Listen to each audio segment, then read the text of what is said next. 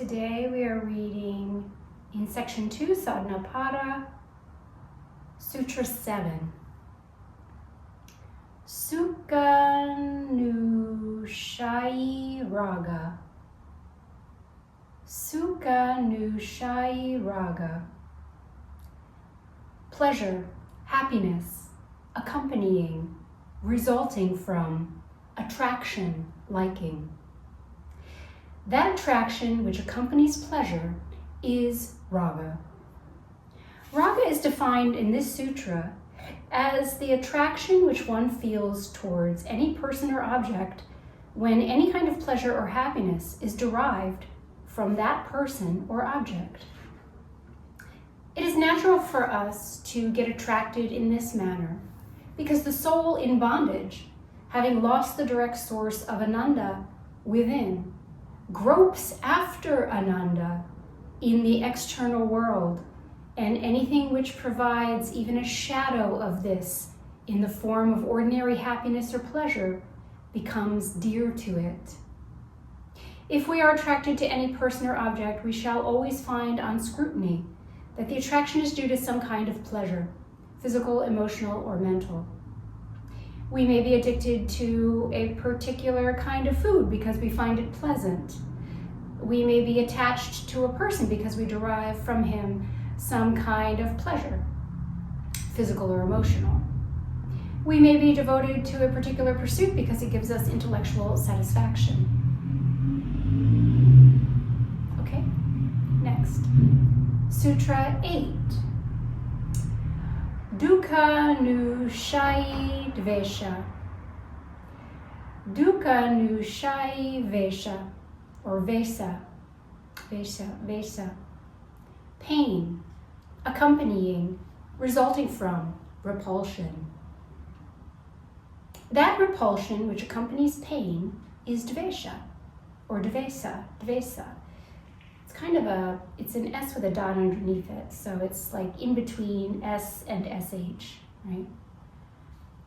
Dvesa is the natural repulsion felt toward any person or object which is a source of pain or unhappiness to us.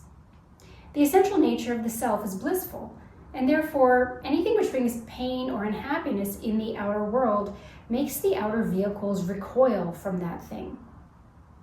What has been said about raga is applicable to dvesa in an opposite sense, because dvesa is only raga in the negative, the two together forming a pair of opposites. As these two kleshas form the most prominent part of the fivefold tree which provides the innumerable fruits of human misery and suffering, it is worthwhile taking note of a few facts concerning them. 1. The attractions and repulsions which bind us to innumerable persons and things, in the manner indicated above, condition our life to an unbelievable extent.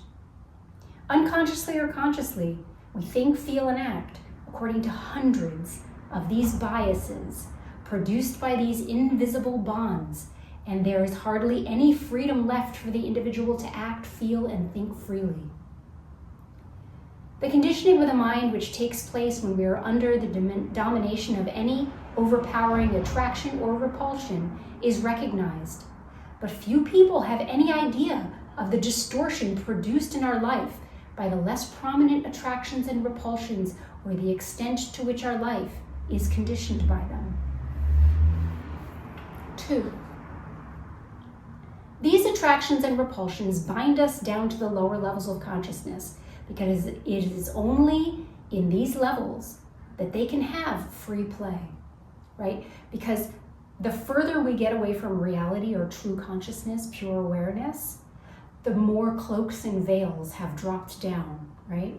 So by the time we get down here and we're completely cloaked and veiled, and we have passed through successive vehicles or koshas, down, we're very heavily burdened. Raga and dvesha are like, they have free reign because nothing is constraining them, nothing is keeping them in check, because we're so far removed from the truth that we just don't even have any idea what's going on anymore. It is a fundamental law of life that we find ourselves sooner or later where our conscious or unconscious desires can be satisfied. Since these attractions and repulsions are really the breeders of desires pertaining to the lower life, they naturally keep us tied down to the lower worlds where consciousness is under the greatest limitations. 3.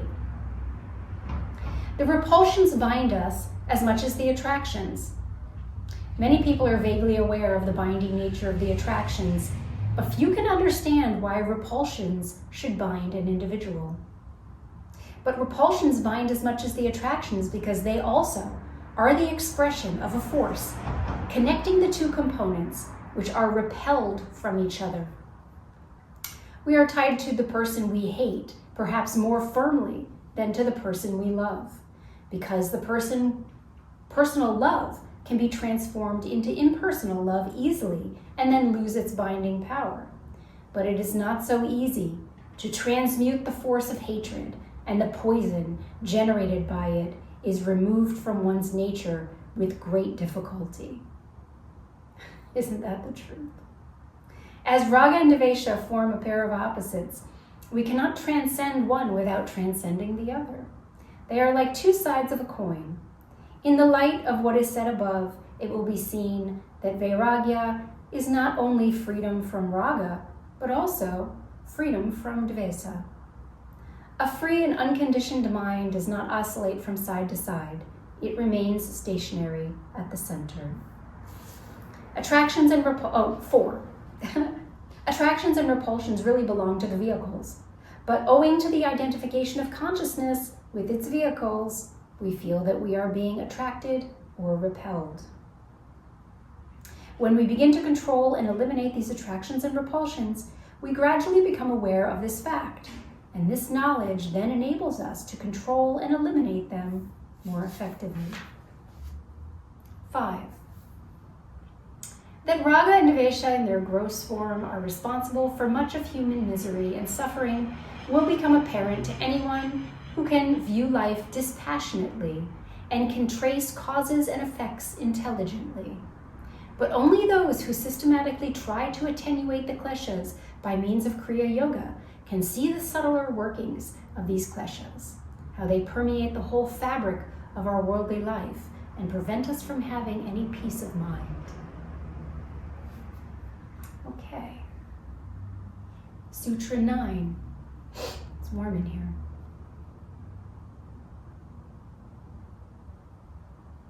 Svara savahi viduso pi tata rudho bini vesha. Svara savahi viduso pi tata rudho bini vesha.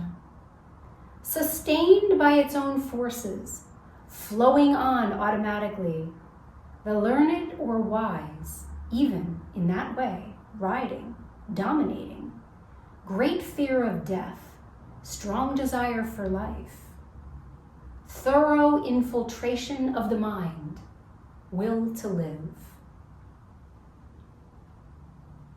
Abhini Vesha is the strong desire for life, which dominates even the learned or the wise. The last derivative of avidya is called abhinivesha. It is generally translated as desire for life or will to live. That every human being, in fact every living creature, wants to continue to live is, of course, a fact with which everyone is familiar. We sometimes see people who have nothing to gain from life. Their life is one long, drawn-out misery, and yet their attachment to life is as great as ever. The reason for this apparent anomaly is, of course, that the other 4 kleshas which result in desire for life or abhinivesha are in full operation even in the absence of unfavorable external circumstances. There are 2 points in this sutra which require some explanation. First, that this strong attachment to life, which is universal, is well established even in the learned.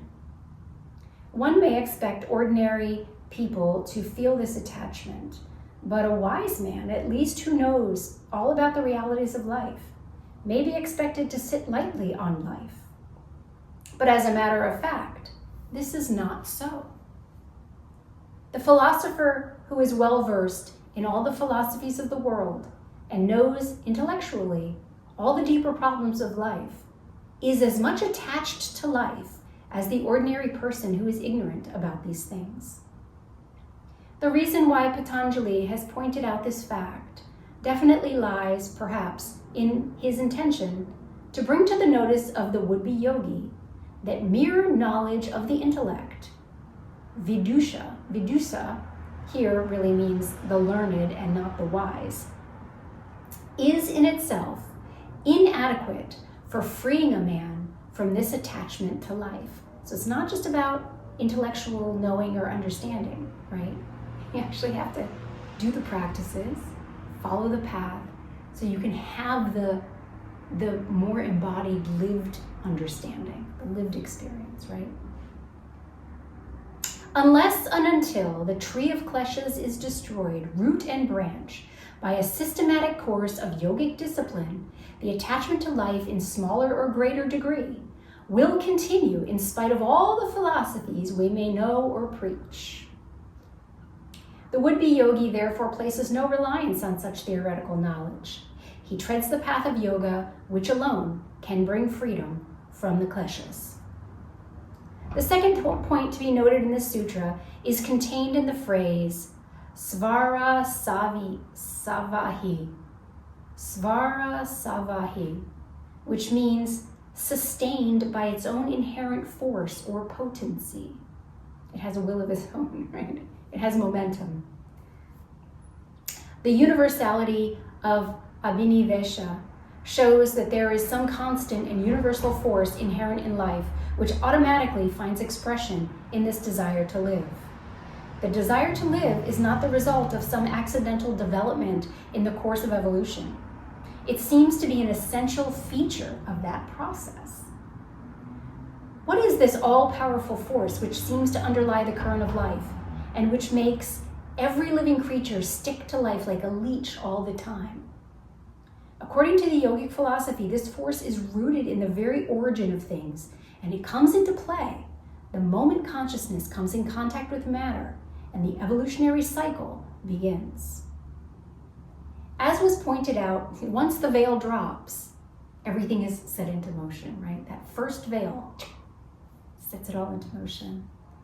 As was pointed out in section 2, Sutra 4, avidya is the root of all the kleshas, and abhinivesha is merely the fruit or the final expression of the chain of causes and effects set in motion with the birth of avidya and the involution of consciousness in matter.